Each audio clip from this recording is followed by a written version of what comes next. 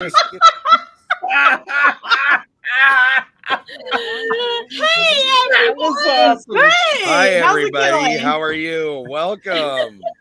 Thank you. Oh, MG, that was the best Okay. opening ever. So That was me with I'm the having echo. some internet issues, so I was trying to figure out a different way to do that. Yeah, turn your echo off. I can hear it. I did. It's gone. Mine ain't there. Thank you. Okay. Ain't there. So we were supposed to finish up our planting and farming, gardening little series we had. And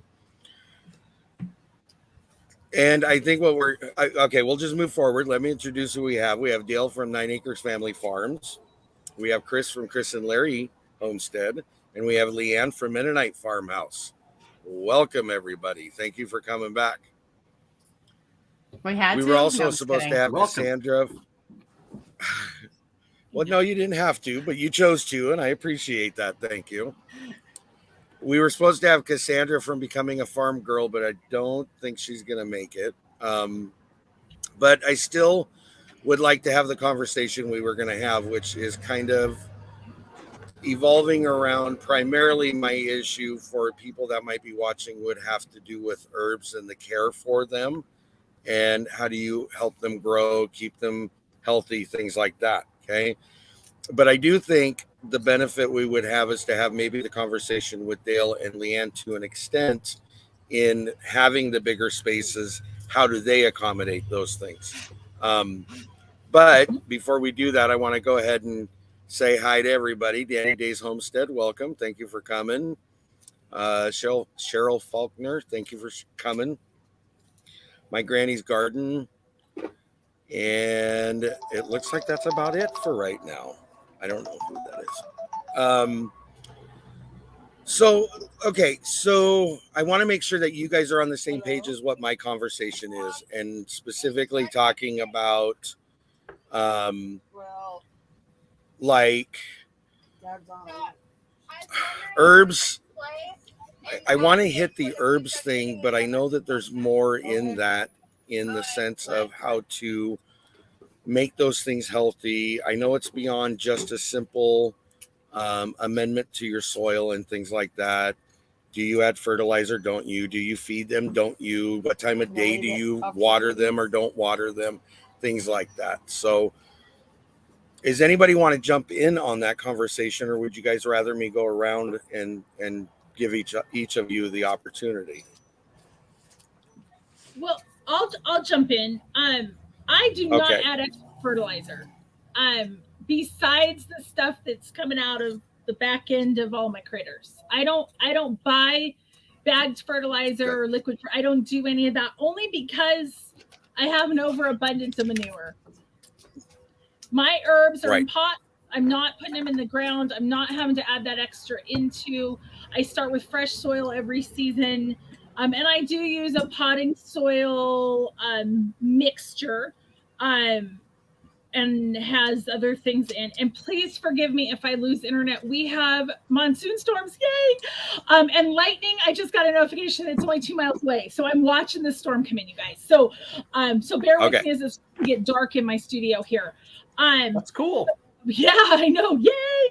And that's actually the best water in the world to give all of your potted plants is electrified storm water. I don't know what the lightning does up there, but God had a plan, and that's what makes my plants grow abundantly. So I use rabbit and goat manure right off the bat. That stuff is a cold manure. It's not going to burn your roots. When it comes to our pigs and our steers and stuff, I compost that for a year or more. But I don't add anything else. I know a lot of people add like nitrogen and other things in. I'll do Epsom salts for my tomatoes, but not for my herbs. So what is the benefit of, just out of curiosity, because I have not heard that, what is the benefit of Epsom salts? Yeah, magnesium. I had to think about that for a second. There's no magnesium coming out of the soil in Arizona, and you need that for your plants. So my tomatoes get calcium and magnesium, and I do it with household items. So it's just kind of part of my compost. Okay, guess what? Hold that thought. Look, he showed up! Yay! Thank you, LeAnne. Oh my gosh! Sorry, everyone. Maybe I should have given you a 5-minute warning and not 2. Yeah. But she's here! Yay! Cassandra, it's so good to see you. Yeah, it's good to see everyone. I think we've all missed you, so welcome back. Thank you. Life's a little hectic now, it seems like, and I understand that. Yeah. Because you did your schedule restarted up, didn't it? So yeah, and I switched to new jobs, and parents are in town, and it just I'm flying by the seat of my pants right now. But that's life sometimes, you know. Yeah. That's good. That's good. So what we started in the conversation on talking about was when we met the last time was talking about herbs, and I wanted to continue that conversation, but more in how do you make them healthy? How do you keep them growing? Things like that. And at some point in time, I'd like to have Dale and LeAnne maybe talk about on a larger scale, how do they also do that as well? So Kris had just started. So were you done, Kris? Because I know I interrupted you to bring Cassandra in. Sorry. I'm so ADHD, I don't remember. I remember him saying, hold that thought. I lost I did. It's gone. Okay. It's gone. So we'll go bring it on back. to stay on the smaller scale, let's jump over to Cassandra. And then we'll come up to you guys with the bigger scale from your perspective.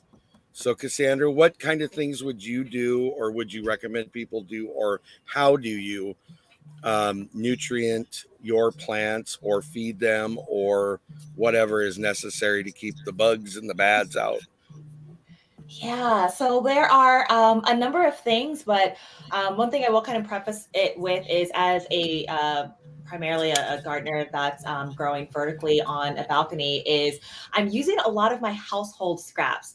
There was a video that I was going to pull up that I did last year that talked about how initially when I started composting as a way to reduce just general food waste and have like soil just amendments, because it's so expensive. Like when you're a small time gardener, like the beginning, like year or two, as you're collecting soil for your pots, you're either purchasing that stuff, which is crazy expensive, or, you start trying to make it your own. So that's one thing that I do.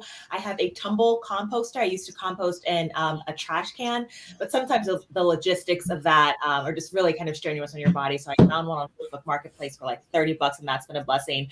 Another thing that I do is I strategically will have in my downstairs freezer multiple bags that are filled with things like eggshells. I dehydrate as a source of calcium. I dehydrate my coffee grounds.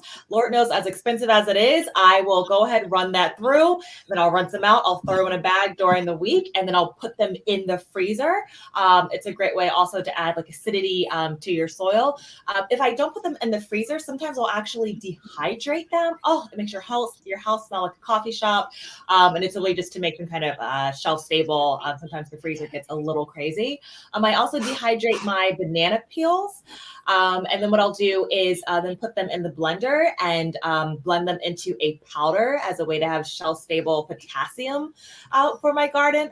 Dehydrated banana peels also smell amazing. Sometimes when instead of like burning different things, it's a dehydrator day, and I'm like, oh, it's a coffee shop with banana bread in the background. No, these are nutrients for my garden. And so that's another thing that I do. Goodness, what else? You can even make your own bone meal, which I made a little joke before. Oh my goodness, I used to buy bone meal, which is, it's so expensive. That stuff was like $15 a bag for ounces. And I realized, hold on, what am I buying? Bones with no meat? Are you kidding me? Yep, no, exactly. I don't have time for that. So there's also a bone bag. Sometimes those bones will go into my stock. But sometimes if you just take if you have a heavy duty mortar and pestle, you can grind them up a bit and still toss it in your garden. I mean, when you just think about the amount of waste that can be repurposed into something else. Now all of my scraps, I am first wondering, how is this going to go into my garden first? And if I can't get it then it's going to go, I'll compost it or something like that. But there are so many different food scraps that you can absolutely use. Oh, I also make my own fish emulsion concoction, which is basically, I'll just take if you have a big bottle of the laundry detergent, and this is perfect for this because it has like the pour spout. But if you just take tuna and mackerel and put in some carbon like leaves, just like in your backyard, stuff that in there and let it just permeate, like sit it outside for weeks on end. And then what I like about the large size detergent is that it will strain all the solids will stay in the container. Then you just get that liquid emulsifier to pour in your garden. Oh my goodness. Like it just, yeah. I mean, there's so many things that I rarely have to supplement. So what I did with the green stalk is that you really want that first kind of layer. Each year I'll refresh that potting soil. But I have sun potting soil now that just by adding amendments I've had for 3 years, right? You need that sterile kind of layer that potting soil provides. But now I buy so much less and just amend with mostly kitchen scraps. So I know that was a kind of a winded answer, but that's just because there are so many different things that we all have access to at the grocery store or what you're cooking already that you can use and repurpose in your garden. Leaf tea. I want my compost to smell like her compost. Yes, because I agree. Mine does not smell like that on a farm. I will tell you that. So mine goes through critters before it becomes anything. So there you go. Yeah, mine too. My critters do get all of our scraps, so I don't get a chance to compost anything. That's great chicken food, great pig food for free that's coming out of my kitchen. But I want my compost to smell like yours, Cassandra. That's all I can say. Thank you. And speaking of things, so I don't have, my tagline is like, I don't have land or livestock, but hold on, I do have livestock. My worms. Oh my goodness, vermicompost is amazing. Yes. I'm doing that in regular totes, right? Worm casting tea. Yeah, like that's the poo that I'm using because manure is like the best fertilizer. So, I mean, even if you're just in like stacking plastic shoe bins, or I have like the heavier duty storage totes, like, yeah, I mean, and those suckers multiply every couple of weeks. And so there really is a lot more access to being able to either make your own nutrients, way more than what people think for small scale operations like me. Certainly, Kris, we're dealing with different plots. Heck yeah, I would definitely feed it to the animals. I mean, yeah, like you're dealing with quantity, but even on a small scale, it really is possible to still source a lot of your own amendments. Good. So, okay, before we jump up to the other two, there's two things I want to bring up. Number one, all of you guys know this, and a good number of the people inside of the chat, we have another collaboration coming up in September called the Last Chance Cook-Off. When I and Dale and Mitchell putting the paperwork together, when we were putting that together, one of the people that signed on immediately was Tarsha over at Triple Threat Firearms and Defense, and she was at 300 something. As of this morning, when I looked, she was at 1,010, I believe. Yay! She made her 1,000 mark in 2 weeks. So congratulations to her. That was awesome. That is so amazing. The other thing I want to throw out there also is something else we're going to go ahead and throw into this collaboration. One of the things we wanted to do, and one of the things that was part, and Dale, you can correct me if I'm wrong, one of the things we wanted to do was to grow animals. Okay. And in doing that, what we decided to do is we're going to go ahead and throw out what we're going to call Channel Boost in the middle of the collaboration. We're asking channels that are less than 200 subscribers to come up with a video that is making a rub, a spice, a sauce, a glaze for barbecuing or grilling, and we're going to promote them out on a 5-video drop day once a week through the collaboration. So can you guys hear me? Because it looks like everybody's glitchy. I'm afraid having issues. You were pretty glitchy, and you were kind of roboting on your voice there. So I'm going to repeat what he just said. So during our collaboration, what we have decided, and this is brand new, is we are going to do a channel bump for those channels that are 200 family members or under. We're giving them a chance to be part of the collaboration. We're going to do 5 channels once a week, dump of their channels. We're going to tell them to post on one day, and they will be making the rubs, the glazes, the sauces to go along with all these entrees that are on there. To compliment on that, to help those channels gain, because they're going to be part of the playlist. So that was kind of the whole thought process. To reiterate what Tony was saying, was we're wanting to help others grow with this. That's the whole point in this collaboration. Not only that, to communitize each other and to draw all different types of content creators together, not just one genre. So yeah, exactly. Help a YouTuber out. Yep. So what I'm asking you guys to do is, if you can think of any channels that would fit into that you think might be interested, please forward it on to Dale, Mitchell, or myself, so we can invite them and see if they'd be wanting to be a part of it. So you bet. Yeah. So so now that I've done my 2 spiels, and robot-y or not, we'll move forward. LeAnne, what can you add to the question that the girls have answered? Well, on our large scale of a 3,200 square foot garden, we just back up the cow manure spreader and just drench the whole thing in February before, these things start moving around in the garden along our cover crops. And then a month later, we'll till the soil back up and then just get the soil ready and plant our seeds. That's all we do all the whole year. And it's pretty fertile, let me tell you. I thought my basil plant that was pretty sad and had like no leaves, because I don't know, maybe I forgot to water it inside. But it is actually starting to sprout. I was like, yeah, I still have a green thumb. You still got it. I still got it. I had dehydrated eggshells and put them in my Vitamix. Won't recommend that. Ask me how I know. Yeah, my dry container, it doesn't look good. But I forget to put the eggshells in the ground. So, and I think I've said, yeah. And I know I mentioned this before, how we put our drywall that we use to put our house together. We put that in the soil where our potatoes are now growing, because they like limestone. So that's all we've ever done to amend the soil. That's crazy. Okay.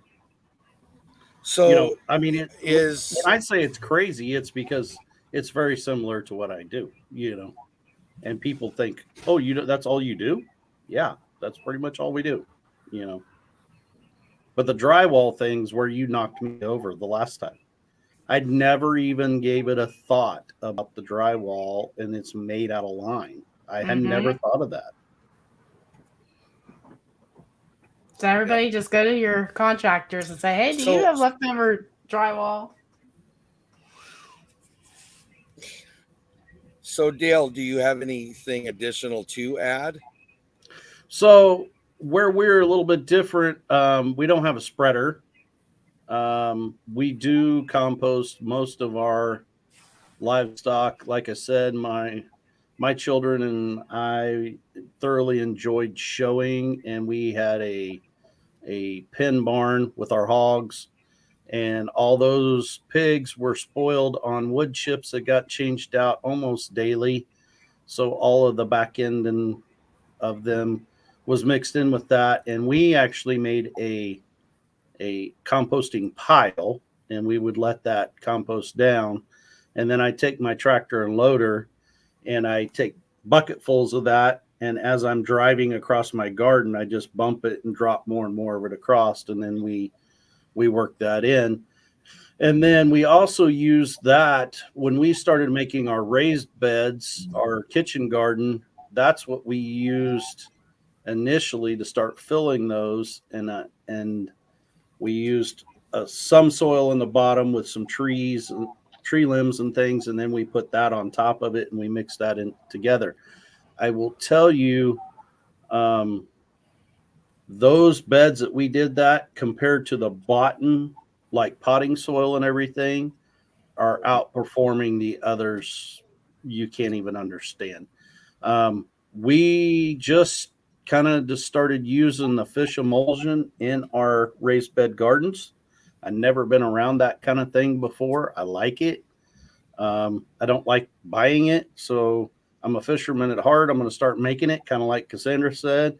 And now, of course, growing up on the farm, I'm used to also fertilizer coming out of the back of a buggy in the form of urea, potash, and phosphate. So I have been known to, while the fertilizer cart was headed to the field, to stop by and turn it on and spread across the garden in the years past. We're changing, of course, the older we get and the more that we want to become more sustainable. You know, I don't want to depend on that. So, of course, I'm going to more and more of the manure type, the compost type on our gardens and our pasture at that also. Well, and let me take a different direction too with this really quick, Tony, before I lose it, because I may lose this information. Please do it. Hurry. One thing that you can think about when you're talking about the whole fish emulsion and everything, we also run an aquaponics system. And aquaponics does not necessarily have to be a fish that you can eat, although goldfish are a type of carp and they get really big. I just wouldn't want to eat them, but you could theoretically if you're hungry. But the poo water, the fish water, is amazing for plants. And that's one of the things that we just have a big 155-gallon IBC tank that we have our fish in, and it rotates through 55-gallon barrels that we've cut in half. And it just suctions the water through. And that water is amazing. That will be actually the water we'll be using through the winter for all of our herbs that we're going to try and winter over. And that whole area takes up like 16 feet by 8 feet. That's it. It's little. So my only question about that, Kris, is how cold do you get in the winter? We get cold. That's why I have to use goldfish and I can't use tilapia. Okay. I froze my tilapia because once the water hits 55 degrees, tilapia are like dead.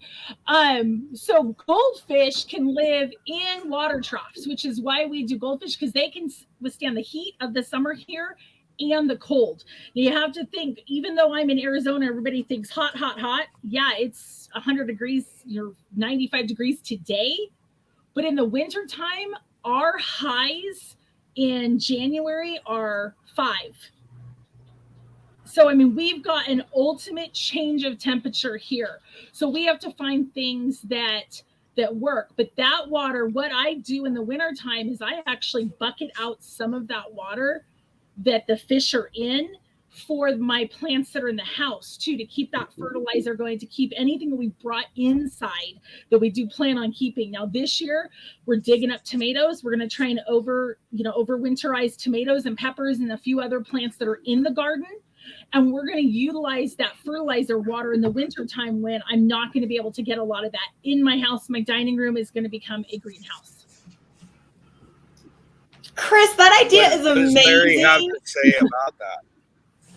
Larry doesn't care as long as he can walk from his room to the living room where the kitchen's located, where he can eat. Yeah. No, seriously, we've done that before. We've actually had rabbits lining hallways and cages when temperatures have hit 100+ degrees with no wind and no humidity. We've utilized, our dining room was actually my school classroom. I have a table in there that was shoved against. We hadn't used a dining room table since we moved in this house because that was a studio for a long time for us. We still have our family dinners. We just have our family dinners on like TV trays around each other at times. Yep. We have to. You make do what you have to do. But for now, my classroom got moved into this studio room. where I can do all my recordings now. This used to be a kid's bedroom. I will tell you that. That's why I have a huge TV on the wall, because it was a child's room. And I said, I'm not taking it down. Sorry, sucks to be you. So the dining room's becoming a dining room again, but we're going to line one wall with tables that we can put plants and stuff in a side window.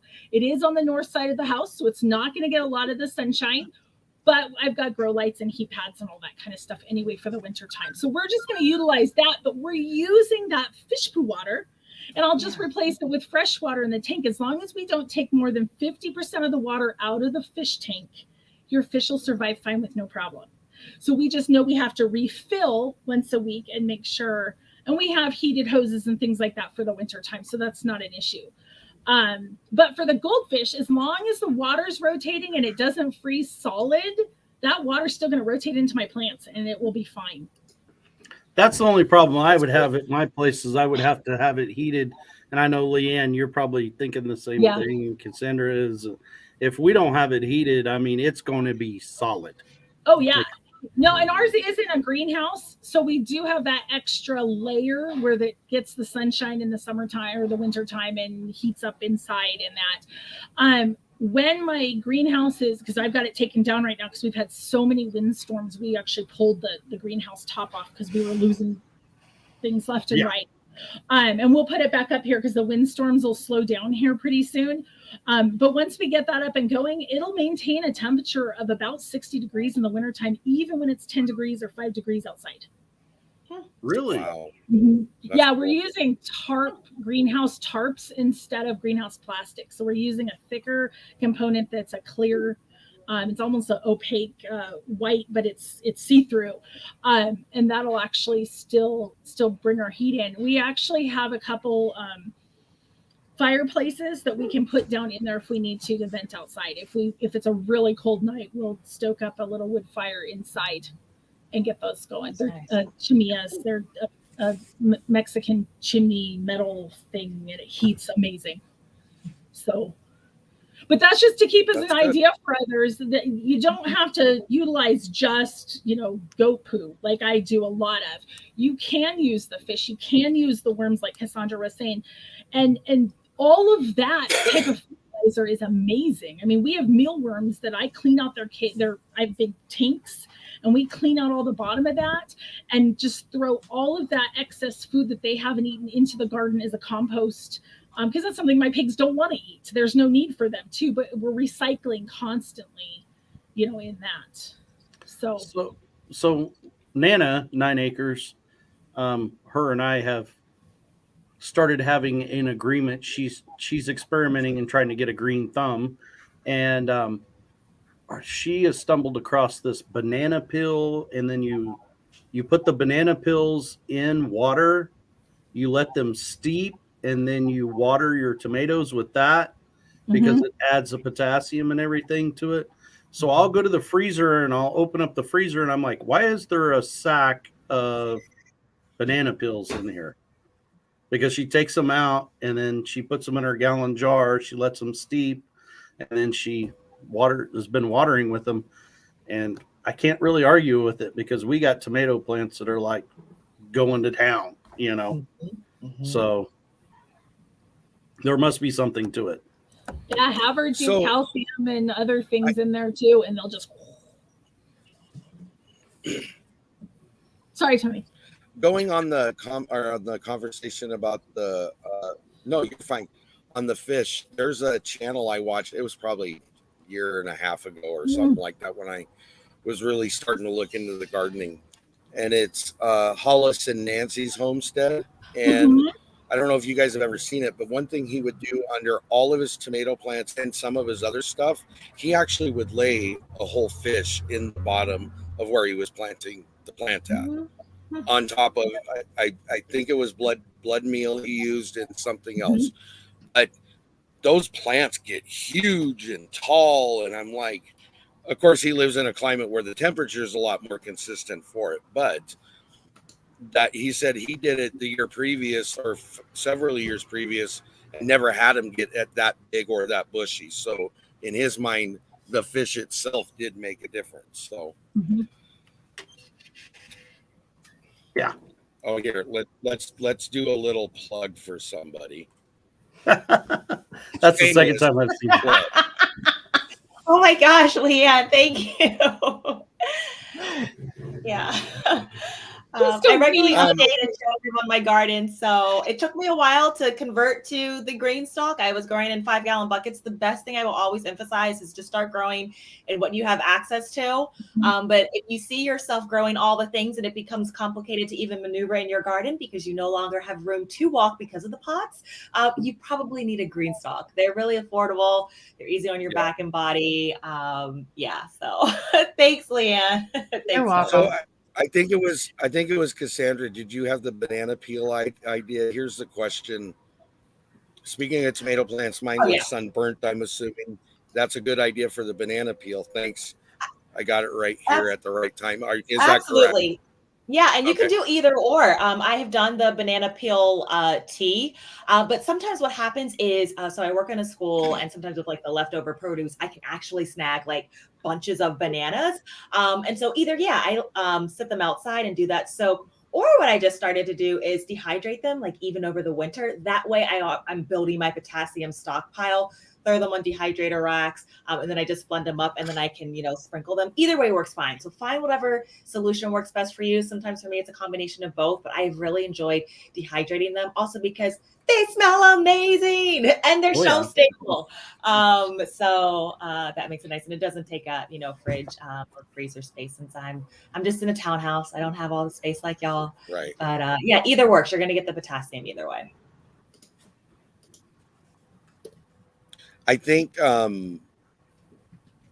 what you just said actually reverts us back to where we all started in this conversation on this series. Was it didn't really matter what size you are, whether you're starting or have been doing it for 20 years.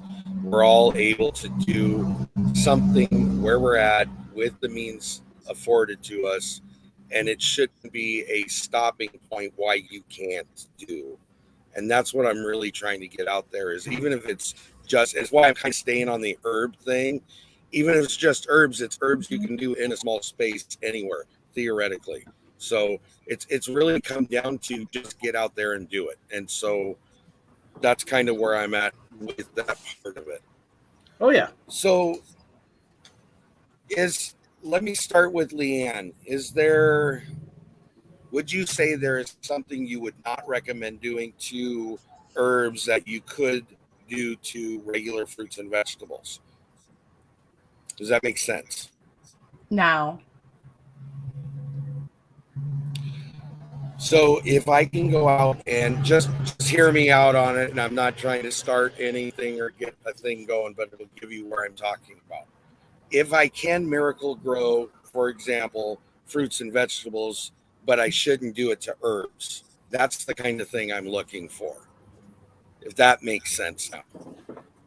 Or unless the answer is just flat out no, whatever you do to one, you should be able to do the other.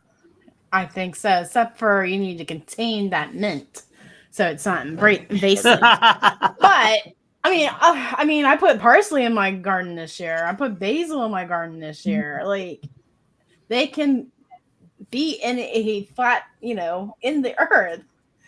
They don't have to be in a tractor tire or a container garden or a green stalk. I mean, you can put them anywhere as long as there's dirt. And even then, you can put them in hydroponics. Mm-hmm. You just got to get them growing. So then let's run through that list again. I know we've had this discussion over these 3 videos that we've done, or these 3 live streams that we've done.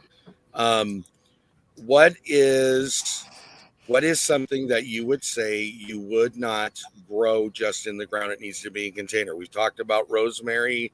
We've talked about mint. And I know there was another one, but I can't remember what the third one was. Any ideas, any suggestions on that? Dill. Well, mine Dill is another one. Anything from that mint family. So catnip, lemon balm, any of the spreading. Mm-hmm. But mint is the major one. That's the one that will grow under sidewalks and under garage doors and grow up in cracks of houses. And that's the big one. But I mean, for us, I keep my walking onions in containers because I don't want a walking onion rolling down the hill and me having an onion patch someplace else.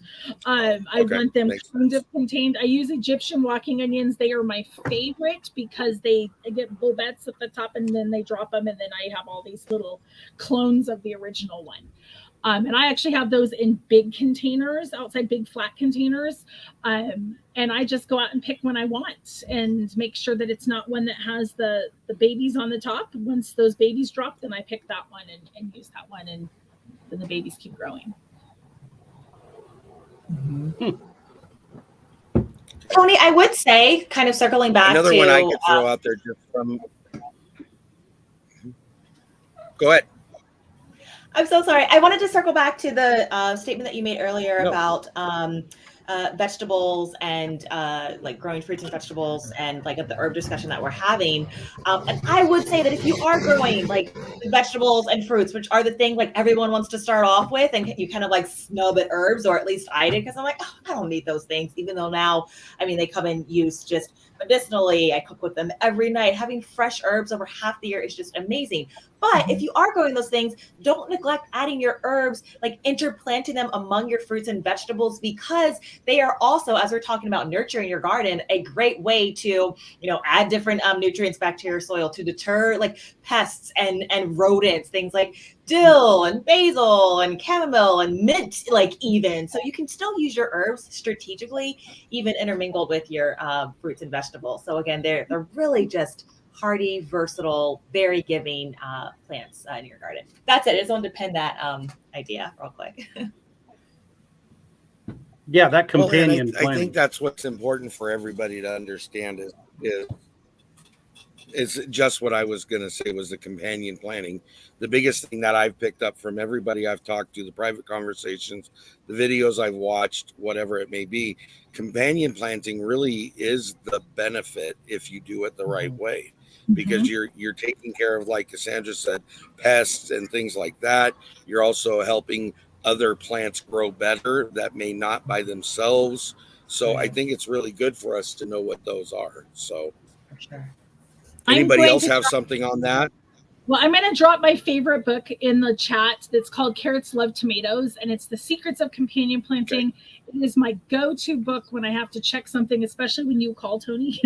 if I need, because I know that my radishes need to be planted next to my bell peppers. I know that my leeks and my tomatoes can be together, and that they won't steal each other's nutrients in the soil, especially considering I'm not putting nutrients per se, like bag nutrients back in. I'm using my compost, I'm using my fertilizer. So I need to make sure that whatever I'm planting together is not going to kill each other off and not going to take everything out of that soil this season. So like next season, where I have my tomatoes this year, they will not be there next season. They'll be moved to another part of my garden and everything will get rotated again. But I'm going to drop this link because this book is awesome. I will tell you that. So if you're looking at companion planting, this is a one to have in your library. So you're Anybody saying else about have anything planting to add? Go ahead. radishes and peppers? Well, I thought radishes were like a spring. Sorry, go ahead. a spring plant, and peppers for me, I can't put those out until midsummer.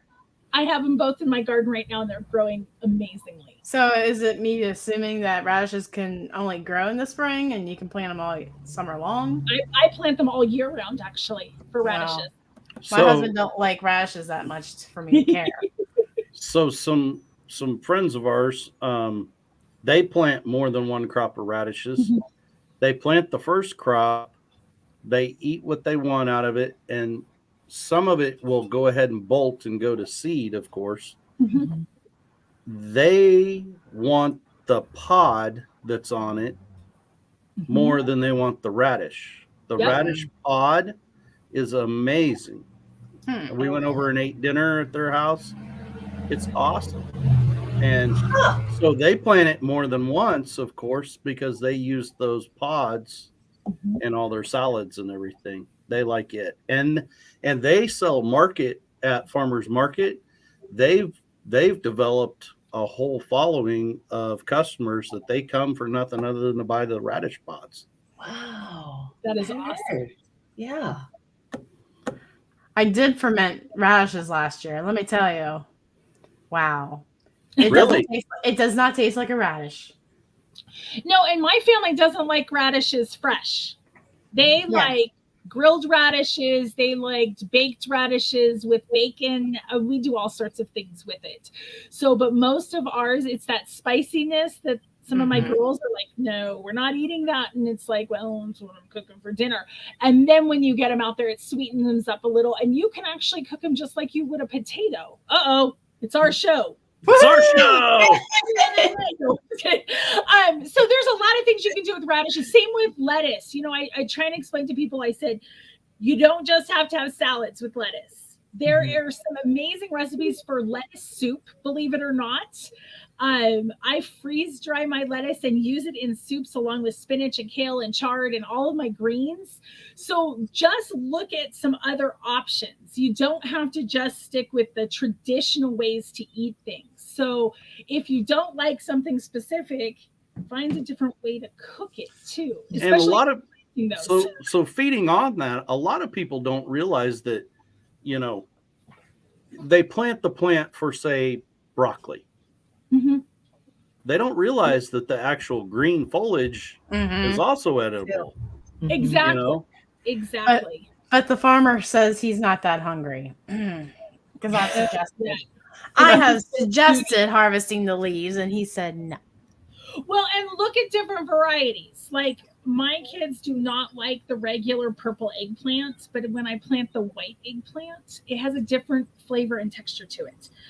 Just slightly different, but enough where the kids will like it. Same with the radishes. We don't plant the standard red radishes. I actually plant white radishes.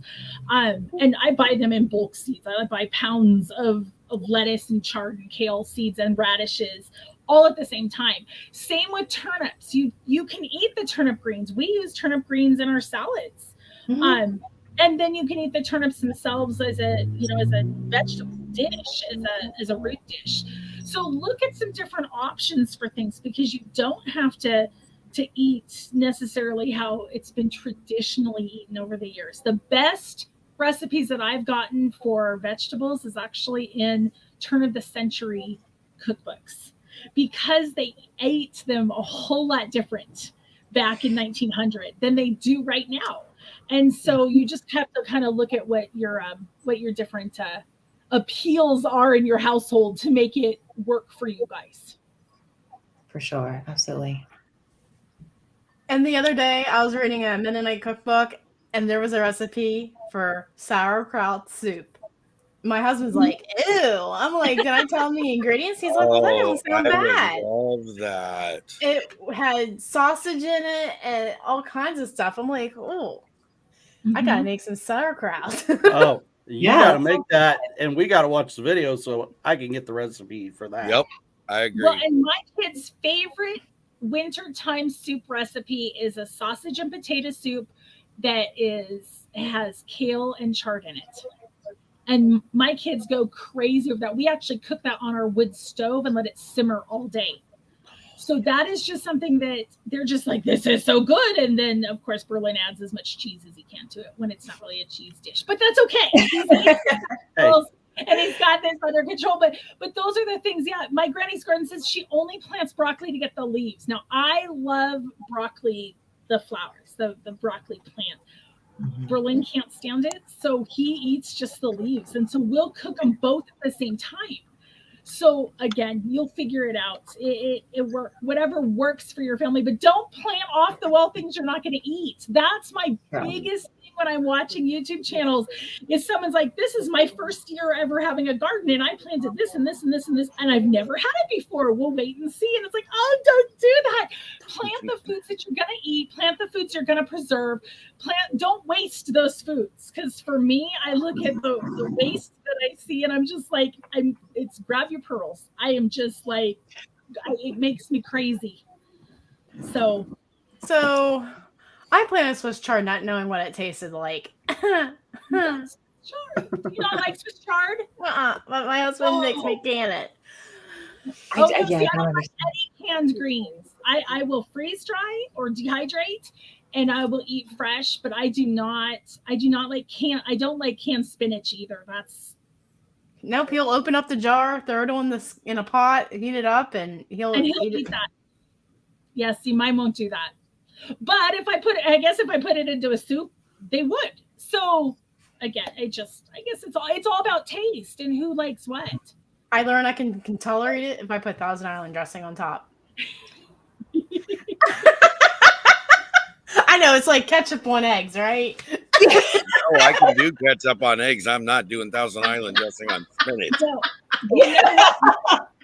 my favorite go-to recipe in the wintertime is I will chop up kale or chard or spinach or whatever fresh greens that I do have and throw them in a pan with a little bit of garlic and a little bit of oil, and then at the end throw some feta cheese on it. And that sounds good. I actually might try that. That sounds good. Yeah, I don't cook it down enough to make it mushy. I just cook it down enough to get it heated up. How about blue cheese? You can do blue cheese too. Yeah.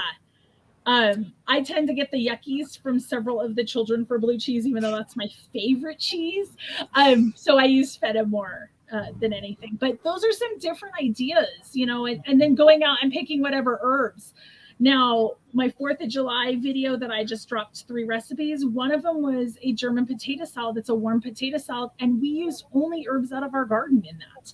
Mm-hmm. So I just went outside with a pair of scissors and clipped, and did my thing, and then chopped them up and put them in my potato salad. And that's what you're going to be using that for, and that's what you need to know.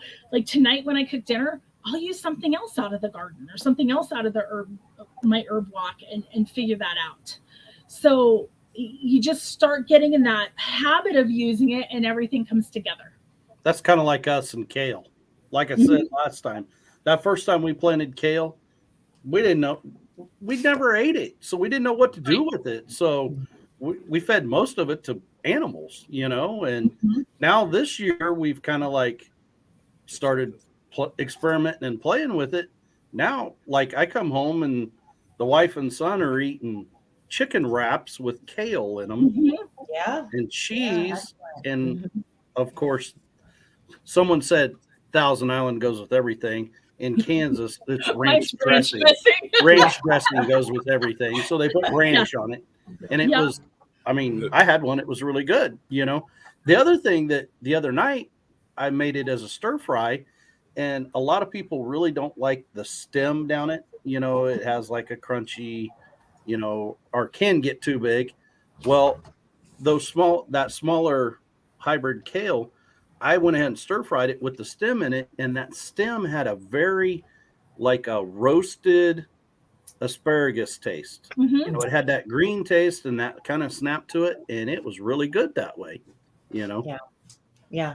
There's actually a recipe for asparagus and like pasta that I use because it also like cooks down very soft. And you can also use like kale stems for like a hummus as well.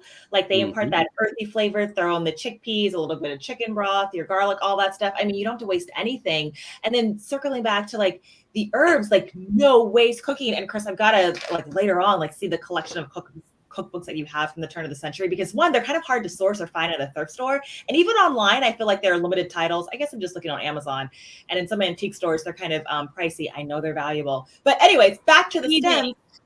eBay? Okay. I have it on eBay. Okay. I'll have to check it out, because you're right. Like those are the cookbooks that I need, because I definitely want to use all parts of everything. But the stems of like your basil, rosemary, thyme, oregano, save those too, because sometimes I just have whether it's a bit of like cheesecloth, or I found these reusable silicone like herb steeping things that I can just throw in a pot. They still impart amazing flavor. So even if you don't have like the leaves of everything and you still want to season things up, oh my goodness, either put them in a blender, dice them, toss them on top of your salads, whatever else, you're still going to get that hit of flavor. Or they're a great way to have like a quick instant broth if you don't want to can it or freeze it. So you can use every part of literally everything. I'm sorry I'm not involved in the conversation. I'm enjoying this milkshake my wife brought to me. It's a Moose Tracks milkshake. Look at you, Tony. Oh, it looks so good. It is good. I just look like I'm drinking a bad drink, and I just used the cup for water. All I have left. Of what, sweet tea or Dr. Pepper? It's actually sweet tea, but Friday, you guys make sure you check out my channel because I do have a Southwest kale wrap. Is my Keep It Fresh collab entry for Boots and Bounties. Keep It Fresh. And it's got jalapenos in it. It's got green chilies in it. Some are fresh, some are canned. Tomatoes, and then the kale, and it's wrapped up with hamburger meat, like a taco, but not. And fresh mozzarella cheese. So definitely check that out. I will watch that. I didn't mean to interrupt that. No, you're good. Can somebody answer the question about an updated video on how to do Amazon affiliate? I don't do it, so I can't answer that. Kris? Yeah, you know what? Pointing at you. I did one. I have an affiliate, but I know Kris would be way better at it than I would. No, I can do a video on it, and I'll send you an email because I just got an email from our treasure at home anyway a few minutes ago. So I'll actually send the information over. I'll have to go back through and see what Amazon. Of course, it's my children calling. No, I don't want to talk to you. You're all home. So they know. Tony, come on! You're Sorry. Us who have headphones on are really being tortured right now. Right? No, so I have to go ahead and put something together. I'll have to double check that Amazon hasn't changed anything in there because it's been several years since we got a chance to sign up. So I'll just have to double check the walkthrough, but I can do that with no problem. It'll probably be this week sometime. Okay. So we're coming up on 51 minutes into this, and I was trying to make this an hour long. In your minds, from the 3 videos or live streams we've done on this, is there anything that you guys might think we've missed? You want to throw out there something? Don't forget. I think what Kris put up in that link for, don't quote me on it, the carrots, tomatoes book link, I think was good because I think that'll help some people out. So I'm going to go ahead and go around in the circle, and I'll start with Dale. Is there anything you can think of that we've missed or need to put out there? Well, I think one thing that's really overlooked, and maybe it's because of my farm background and everything, is don't leave out your local extension or USDA. And for those who are in really urban areas, they don't really think about things like that. But there is one, even in your town, that is full of a wealth of information of things that are from your area. So they're the perfect place to ask questions like, can I raise radishes all year long? When should I plant my tomatoes? They're probably a more reliable source of information than, oh my gosh, I hate to say this, than Google or YouTube, honestly. But use everything in that quiver, your quiver, to help you grow and everything. I think another thing that a lot of people overlook is the pest and pest control, whether that be an herb or a weed or a bug of some type. And I know we are in the heat of battle with squash bugs right now, and trying everything we can to get rid of them, other than use some kind of pesticide, and also, if you are like us and you really love your free range chickens, you better learn how to build a fence, because our first 3 tomatoes, we have a rooster that loves tomatoes more than we do. I want to throw this out real quick before they leave. Not for nothing, Homestead, congratulations and good luck. They're uploading their first video, so congratulations. Yep. Oh, and look, my better late than never snobby canning sister showed up.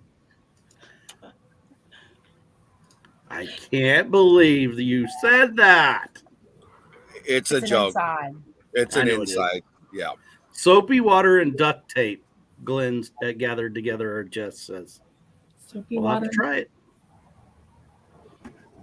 to get All rid of right. squash bug. LeAnne. I forget the question because I was so busy trying to get the link to Roots and Bounty's announcement of keeping it fresh collaboration, Okay. which will be here Friday. Yeah, and they have 2 dates. They have July 15th and August 15th for those that have different growing seasons for things. And that's because I told her you can't just do it July 15th because I don't even know what will be coming out of my garden then. What was I thinking? Oh, Yeah. so you know. See? I might So the question is, back in 1908, when the wall upon which, oh, never mind. Sorry. I knew that wasn't the question. Good morning. Oh, Annette from Annie's Kitchen's in. Good Hi, morning. Annette. Hi, Annette. The question for you basically, is there anything that you think or that you think that we've missed or we need to get out there that people might need to know, should know, or informational in general? I'm trying to keep myself professional here because Dale Wait. might strangle me if I say something. No. Well, while you do that, I want to say hi to Danny Day. She just popped in too. Go ahead. You have to fight the pests the best you can. Yeah. And if you are striving for store-bought looking produce, just stop. Because your produce will not look like the store because they use lots and lots of herbicides and pesticides to make it look that pretty. Because my brother, who's a produce farmer, he would just say, look at how beautiful this tomato is. I'm like, I'm sorry, I'd rather have my heirloom tomato that hasn't had anything put on it. And he couldn't get the idea. So he didn't plant tomatoes this year. Last year he planted 1,600 plants. His family got burnt out. So now they just have acres of onions and pumpkins and I forget what the other thing was. So that's my 2 cents. Don't think your produce is going to look like the stores. Yeah. No, That's I agree. Yeah. I'm just trying to keep my plants alive. Yeah. In this heat, right? Yeah. He's over there murdering plants left and right. So Yeah. It is raining at my house, you guys. That's what I was just looking enjoy it. Yay. Enjoy Yes, it. I'm gonna dance in the rain a little while. I'll take a waterproof camera out. As for me, like I said, I want to emphasize plant what you eat. Don't plant off the wall things if you've never tried them in real life. My best suggestion when you're planting herbs is go through your own kitchen cabinet and see what you're using. If you're using a lot of oregano, plant oregano. Same with dill. Plant the things you're going to use. And then learn how to process it so you have it for later on, even after the season is over. Whether it's dehydrating, air drying, you can put it in your oven on a very low temperature. In the wintertime, we hang them up over our wood stove because we've got an external wood stove and we hang the plants up there so they get the heat. For the ones we want to dry, figure out what works for you and what your family's going to eat. But always try at least one new thing in your garden, but that's it. Like, don't go over crazy and plant things that you won't eat because you won't know what to do with them. You won't know recipes that you like, and you won't be able to process them later for later use. So, Got it. Where were you when I planted poblano pepper last year? oh my God, I love poblano, stuffing with cheese. Poblano. I got 2 peppers off that plant last year. 2. Oh my gosh. Yeah, no. So, Cassandra, how about you? Oh, sorry. I would say that if you're kind of new to all of this, remember that you don't have to start from seed. Starts are just fine. And sometimes that's what's needed. I know that that's the way that I started several years ago. And so it's just been my goal to grow more from seed, the percentage of my garden each year. But I'm so glad that I just said, you know what? I don't know everything and it's okay to get a boost.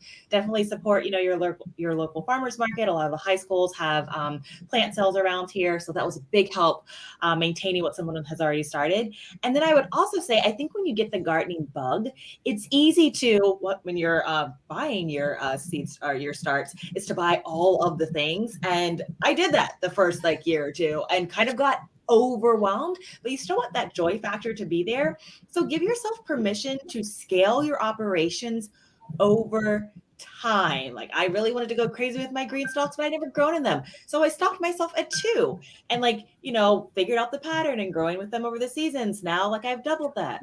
I might get 2 more, but I've scaled over time. So give yourself permission to do that, and always know that you'll have plenty of wins and lessons.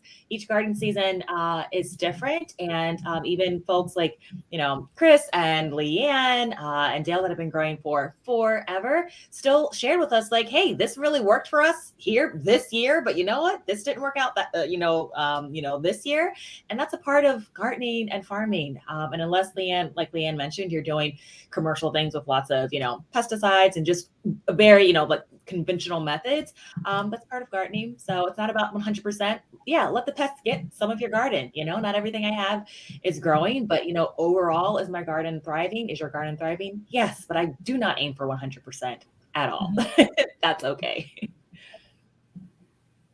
Exactly. Well, and I think. Oh, go ahead, Dale.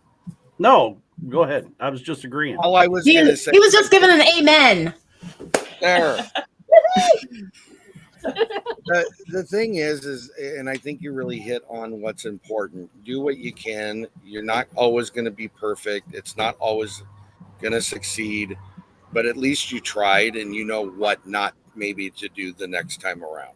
And I think that's been the learning experience from all you guys and everybody else that I've talked to is I got flowers that are growing, but they look like little puny little weeds. But then I got a tomato plant that looks like a baboa tree in Africa. I mean, it's huge and tall, So, I mean, it's the plant, it's the weather, it's what you're doing to it. It's, did the seed do what it was supposed to? Was the germination proper? What is the care that you had to put into it along the way? It's a fine-tuned game that you learn along the way is what I'm getting. That's what I'm understanding. So don't have gardening anxiety, because it'll be all right. You just need to have the experience of what is happening. I think and understand. Well, and that's visit exactly local it. farmer markets. Go and visit with the people that are selling produce that's local, and see what they're growing, and try some of those plants that you've never tried before, and give that a shot before you decide to grow, white eggplant. Make sure that that's something that you want to try, and see if it grows abundant in your area, and see if somebody else is selling it that you can taste it. That's just a step that we took years ago, trying to figure out our groove. Is we have a farmers market that meets once a week. I know Dale's at the world's smallest, unconfirmed. Yeah, unconfirmed. And Dale's kale is amazing. So if you have kale, that would be the place to go get that and try it. Try out a few recipes. Ask the people who are growing those things what they use them in. A recipe from them. A lot of them will share whatever they can. Like for me, for instance, I can raise field corn, with the tractor and a planter, good field corn. But my sweet corn has always been a struggle. Always. But I think that was something I was looking for in yours and LeAnne's experience primarily. You guys have these big farms. Does it work the same way in your little garden? And it doesn't. I mean, and that's valid for people to know, because just because you can do it one way, here we are back to everything's, a finite process. And just because it works in one situation doesn't mean it's going to in another. So I think it's important for a lot of people to understand exactly. And that's one reason, at our last farmers market, the local FFA, they have donated ground and some farmers help, and they plant sweet corn. Those kids harvest the sweet corn and sell it, at farmers markets as a fundraiser. Why do I want to raise and compete against something that I feel very passionate about, that FFA organization? I'm not going to compete against them. If I want fresh sweet corn, I'm going to go buy it from them, it's $4 for a dozen ears. You know, is it worth my heartache and everything else and possibly a failure to just pay, you know, them $4 a dozen? It goes to a great cause. I'm still getting fresh food that then I can preserve ourselves. You know, it's a win-win. That's why I love the conversation about support farmers markets or local, you know, producers and things like that. It's, but to me, I think what's important in what you just said, just because you may plant potatoes and squash and broccoli and beets, we'll say, doesn't mean that you can't concentrate on that, but then go buy the corn and the tomatoes and the lettuce from the guy down the street. Because if you really think about it, that's getting us back to the bartering, the exchanging, the helping each other out process. So you just took it out of my mind. Because your neighbors, somebody may have 15 zucchini plants and not know what to do with them, and you've got 15 tomato plants, and you're like, hey, oh my gosh, trade, do it, because they're not going to have the room for all that, and you're not going to have the canning room for all yours. So definitely figure out what you're good at, exploit that. And I use that term, maybe wrong, but exploit that, plant that thing, and barter it with someone who's good at raising something that you want, you know? Right. No, I think it's good advice. And go ahead.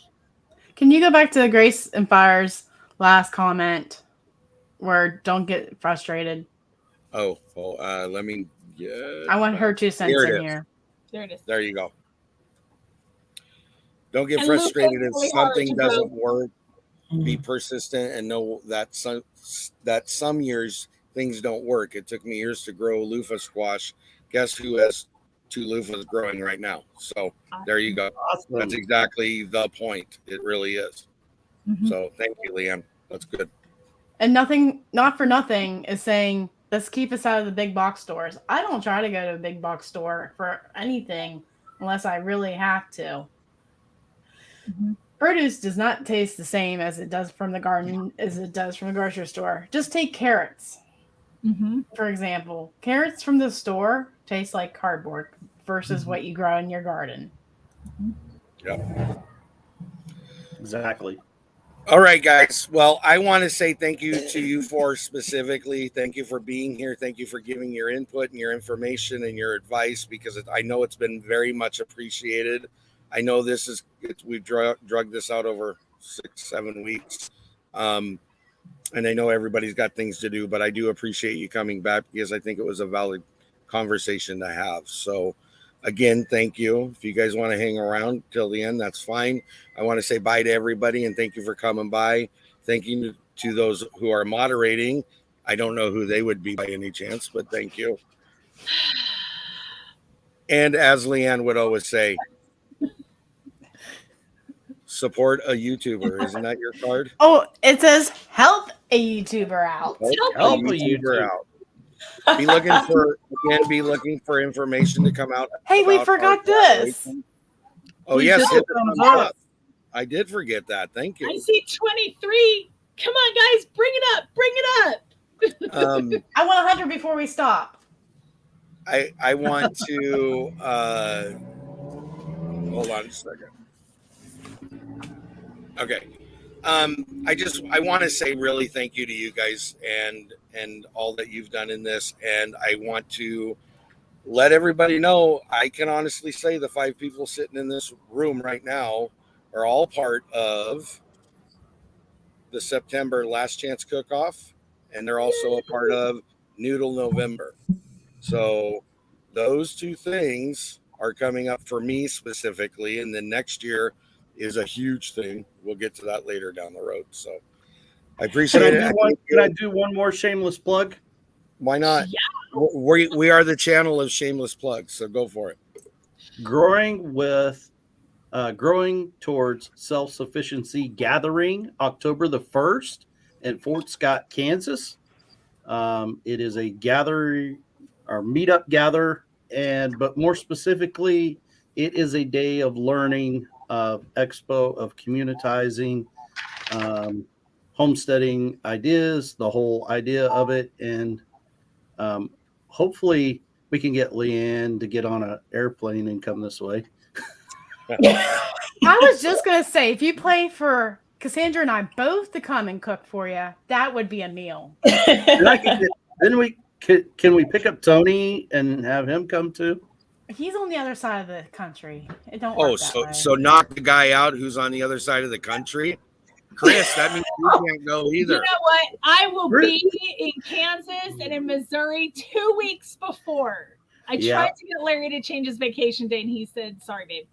You just have to stay." There's Neil's house for a couple weeks, But that's not just me. That's Gathered Together Homestead, who's been in the chat also, and Pathways Homestead. So if you want more information, look to any of our community pages or reach out to us about that. Definitely. All right. Anything else, guys? Great shameless plug deal. All right. Love you guys. Thank you. Everybody have a good night. Bye. Everyone. Thank you for coming, and we appreciate it. Bye. You bet.